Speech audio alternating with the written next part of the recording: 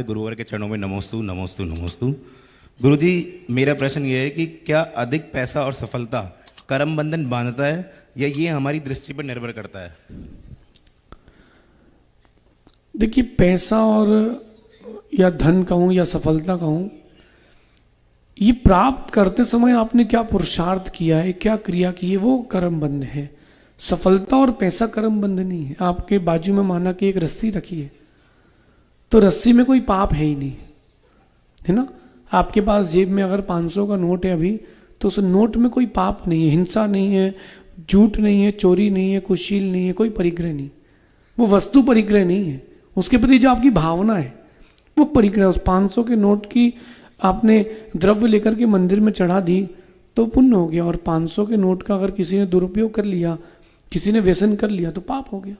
तो नोट में पुण्य पाप नहीं है, धन में पुण्य पाप नहीं है, उसके प्रयोग में है, उसके आवागमन में है। और जो सफलता है, वो सफलता प्राप्त कर ली, बहुत अच्छी बात है। कैसे प्राप्त की है वो मेन बात है। किसी को दुख दे करके की है। अगर आपने किसी को दुख दे करके वो सफलता ली तो कभी सफलता फलेगी नहीं। कहते हैं कि अगर किसी को गिरा के उठे हो तो तुम उठ करके भी गिरे हो।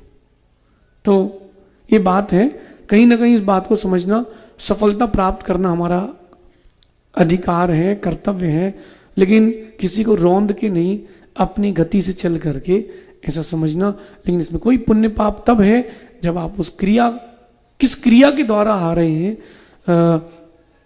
आपको टॉप करना था कॉलेज में, बाकी सब दोस्त थे, सबको नींद की गोली खिला के सुला दिया, अकेले एग्जाम दिया, टॉप कर लिया। सफलता तो मिल जाएगी, जब 8 लोगों में से एक ही दौड़ा है तो जीतेगा भी एक ही। लेकिन आपने उनको दबा के काम किया है तो वो पाप है। सफलता में पुण्य पाप नहीं, सफलता किससे मिली है उसमें पुण्य पाप है, ऐसा समझ।